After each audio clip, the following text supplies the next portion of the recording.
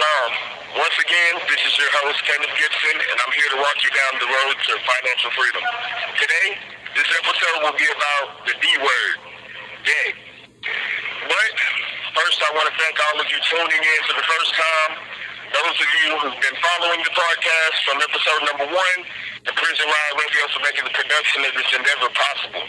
Beauty can be physical, intellectual, emotional, or spiritual. I bring that up because Jay Renee, through the Prison Riot Radio platform, is definitely exhibiting one of the most beautiful combinations of intellect, empathy, and spirit that I've had the pleasure to meet. The work she does is sincerely from the heart and completely selfless, so I feel obliged to commend her for carrying the weight on her shoulders that the majority of society can't.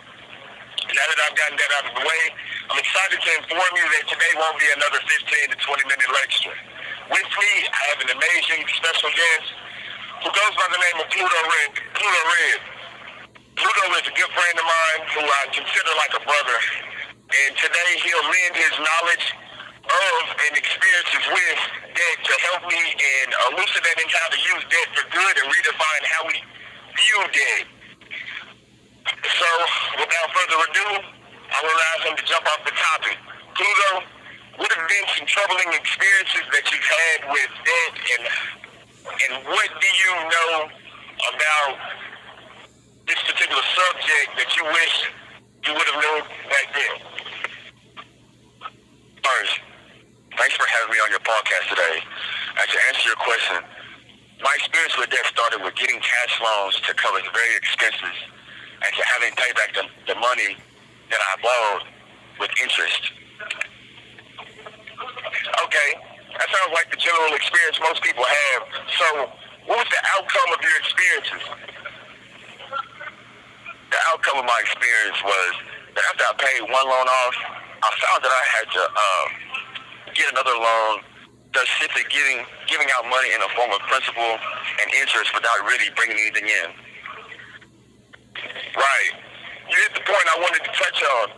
When we think about debt, we only think of bad debt because that's the most common form of debt. But there's also good debt.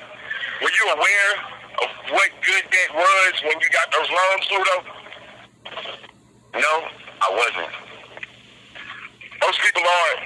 So today I'll explain the difference between good debt and bad debt. The scenario you described earlier demonstrated bad debt because you weren't generating any money off of your loan. What exactly did you do with the money you got loaned? The loan money was used for car repairs and other unexpected expenses. Exactly. Expenses rather than assets. All debts are liabilities, but good debts generate revenue while bad debts are merely expenses. For example, say you buy a $1,200 TV that you must pay off over a year. This is a bad debt because you've created a liability where you now obligate yourself to pay for an expense that won't help you generate any money. Conversely, let's say you get a mortgage to buy a $160,000 4-bedroom house, then take out a large loan to pay off the mortgage. In this example, we'll say the loan has a 5% interest rate, so you have accrued a $168,000 liability, aka debt. At first glance, this would seem to be a bad debt, but let's say you begin renting the house out for $1,400 per month and pay only $700 per month on your loan. This would leave you with the passive income accrual of $700 per month. If you use $700 of the $1,400 your tenant pays in rent to pay off your loan, in 5 years, you'll have paid off $42,000 of your $168,000 loan while simultaneously profiting another $42,000. Say, after all of this time, you grow tired of managing the property and decide to renovate it for another $10,000 and sell it for $250,000 total. After subtracting the $10,000 expense for renovations and the $126,000 still owed on the loan, you will have made a $114,000 profit off of the sale of the house. Add that to the $42,000 you made off of rent over the last 5 years, and you profited $156,000 over the last 5 years, which is an average of a little bit more than $31,000 per year. This is an example of good debt because you use your liability in a way that brought you a significant profit rather than an expense. about this, Pluto? I think this is amazing information because a lot of people, including myself, didn't know we can use debt to generate passive income. My question to you is, what other ways could I use debt to generate passive income outside of real estate? That's a very good question, actually. To be as general as possible, nearly anything can be used to generate passive income and morph debt into a good thing.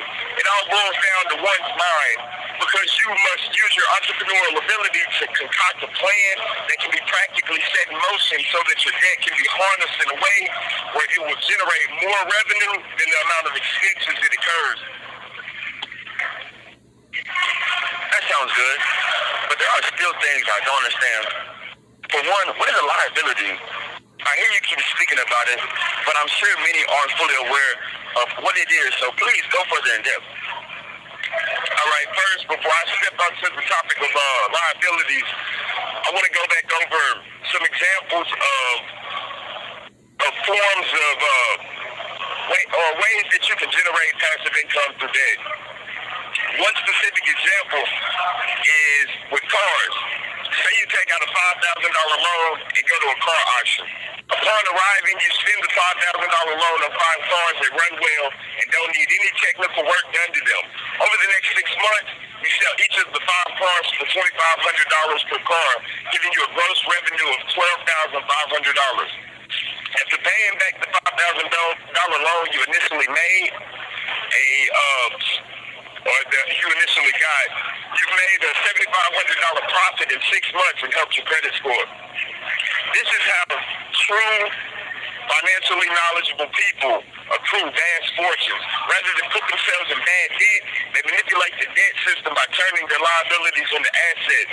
The person who is in possession of the owner mentality understands that by receiving a loan to kickstart or expand their business is the equivalent of generating money out of nowhere. Think about it. If I make $60,000 a year as a paralegal and take out a $150,000 loan to develop computer-assisted legal research software that generates $1 million in gross revenue within the 5 years, then I spent absolutely none of the money I actually worked for to make the $850,000 profit I just generated off of the software I developed. In a sense, I simply generated $850,000 without spending a penny of my own money, and I made an additional $250,000 as a paralegal over the 5-year span, which pushes my generated revenue total to $1.1 million in 5 years. By now, you should understand that practically anything can be turned into a good debt with proper planning and the intention of utilizing your debt as an asset rather than an expense. Now, to touch on the liability aspect that Pluto just asked me about. Well, liability is a legal term that denotes an obligation that one has. Liabilities make you liable or responsible for any damage that is sustained by the person you've been obligated to.